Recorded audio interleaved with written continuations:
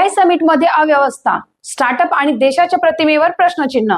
देशात मोठ्या उत्साहात आयोजित करण्यात आलेल्या आंतरराष्ट्रीय AI समिट दरम्यान गंभीर अव्यवस्था आणि गैरप्रकार उघडकीस आला आहे। 100हून अधिक देशांचे प्रतिनिधी, स्टार्टअप आणि तंत्रज्ञान क्षेत्रातील तज्ञ या समिटसाठी उपस्थित होते।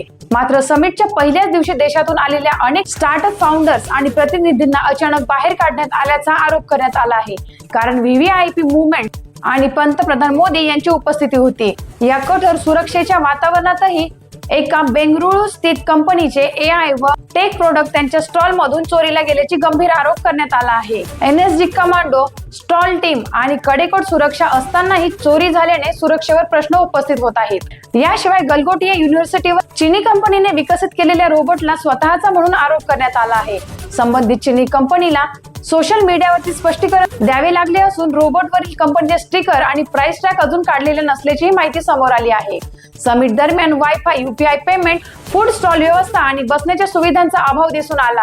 1.5 लाख उपस्थितांचा अंदाज वर्तवण्यात आला असतानाही केवळ काही हजार लोकांसाठीच अपुरी व्यवस्था करण्यात आल्याचेही प्रत्यक्षदर्शी सांगितले। या घटनेमुळे भारतातील AI क्षेत्रातील उत्साह स्पष्ट दिसतो। मात्र अपुरी पायाभूत सुविधा आणि राजकीय PR मुळे देशाच्या आंतरराष्ट्रीय प्रतिमेला धक्का बसल्याची भावना व्यक्त करण्यात आली आहे। अशाच अपडेटसाठी पाहत रहा टाइम्स ऑफ महाराष्ट्र।